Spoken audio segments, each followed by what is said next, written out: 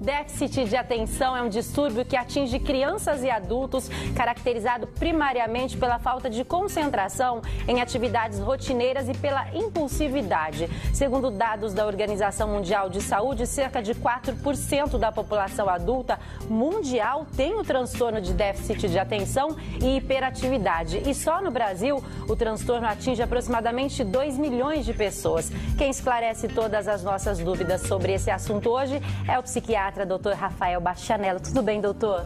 Tudo bem, você? Seja bem-vindo, eu estou bem, graças a Deus. Prazer estar aqui. Prazer sempre te receber. O que é o transtorno de déficit de atenção?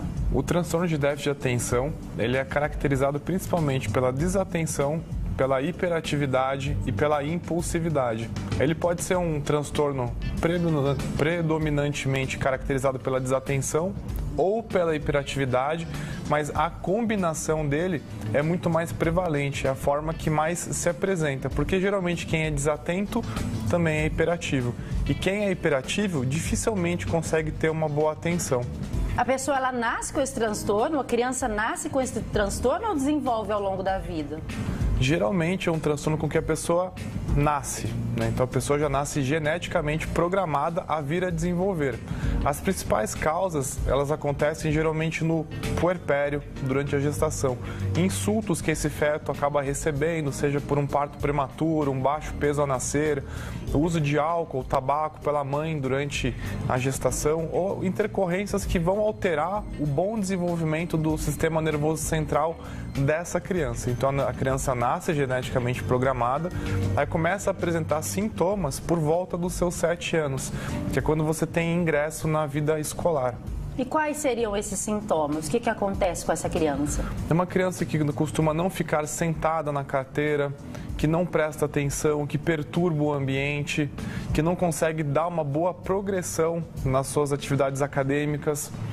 Só que isso é uma coisa que tem que estar presente em 2 ou mais ambientes. Então a criança que é hiperativa, ela é hiperativa em todos os cenários, no consultório, em casa, na escola. A mesma coisa a criança que desatenta, ela é desatenta a todo momento. Se machuca, não consegue dar progressão nas suas atividades, né?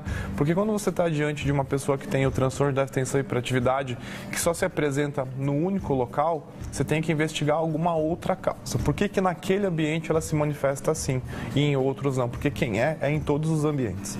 E no adulto, como que seria o transtorno no adulto? Quais sintomas esse adulto teria? Geralmente o diagnóstico é feito no adulto pelo histórico, pela parte retrógrada. São sintomas que costumam aparecer antes dos 12 anos. Então são adultos que não conseguem dar sequência em coisas que denotam e necessitam de concentração.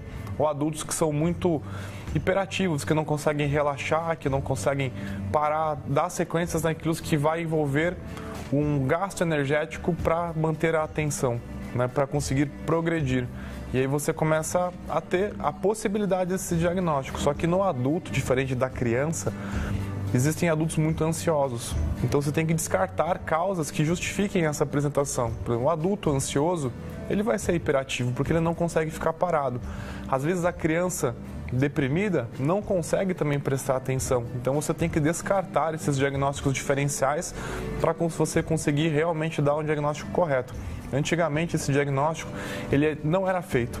Aí no decorrer do tempo ele começou a ser feito e foi feito para muito mais pessoas do que realmente eram pessoas que necessitariam de tratamento. E hoje em dia a gente tenta dar o diagnóstico correto, porque as medicações, elas não geram função. Então, as pessoas às vezes têm essa crença de que vai fazer um tratamento e automaticamente a pessoa vai ser mais organizada, mais atenta, e não é isso que a gente vê. Como perceber se a pessoa é distraída ou se ela possui o transtorno? Geralmente, quando você é distraído, você só é distraído, isso não gera grandes problemas na sua vida. Por exemplo, eu esqueci a chave, eu esqueci o fogão ligado. Ok, são coisas episódicas. Mas quando a desatenção se torna uma regra na sua vida, que você não consegue prestar atenção num filme, num livro, nas suas aulas, no seu trabalho, aí você tem que procurar ajuda, ver o que está acontecendo. O João de Bauru quer saber, a pessoa pode ter déficit de atenção e não ser hiperativa? Pode. Pode? A pessoa pode, porque como é um transtorno caracterizado ou pela desatenção ou pela hiperatividade, a pessoa pode ter essa apresentação predominantemente desatenta, não necessariamente hiperativa. A Márcia de Lins, música pode ajudar pessoas com esse transtorno? Tem algumas pessoas que relatam que conseguem se concentrar melhor se utilizando de música, mas não necessariamente. Talvez se você realmente tem esse diagnóstico, você sofre com desatenção, talvez o uso de uma técnica comportamental ou o uso de medicação seja mais adequado. Até porque quem realmente tem o transtorno, o barulho costuma dificultar, né? Então a gente fala que você tem que ter um quarto silencioso, bem iluminado, você tem que estar bem alimentado, bem dormido para você conseguir ter uma atenção plena. Conheço casos de crianças que têm hiperatividade e os pais eles colocam para fazer várias atividades além da escola, outras atividades, né, extracurriculares. Isso é importante, é interessante cansar essa criança?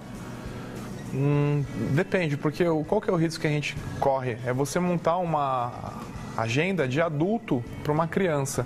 Então é escola, é projeto, é escola de inglês, é natação, é judô, é futebol.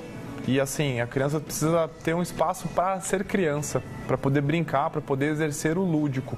Quando você tem agendas muito fechadas, com muitas atividades, às vezes a criança acaba ficando cansada e aí sim, ao invés de melhorar a atenção, a hiperatividade acaba piorando, porque a criança não tem tanta regulação que nem os adultos para conseguir entender que as coisas levam tempo, que você tem que ter horário certinho.